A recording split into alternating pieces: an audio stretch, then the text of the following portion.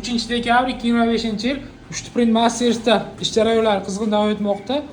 Xo'p, mana bu yerda bamperlar, bir narsalar, mana bu yerda Damas ruchka konstruktorimiz ishlamoqda. Hozir so'raymiz, yangi zakas olib qolishgan. Bu nima zakas, nima uchun tayyorlanmoqda?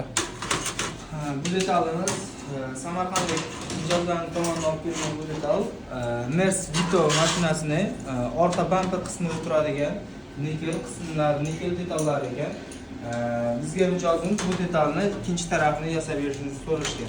Ya'ni zerkalni qilib berishimizni so'rashgan ekan. Xo'p, konstruktorimizdan yana bir zakas olib qo'ygan. Ish jarayonlari davom etmoqda. Qo'lingizdagi detal nima uchun tayyorlanmoqdasiz? Bu narsa ko'p turganlarning qopqoqda burash uchun xizmat qiladigan detal hisoblanadi. Ichki qismi yedirilib ketgani uchun mijozimiz bizga uni qaytadan chiqarish uchun olib kelib bergan.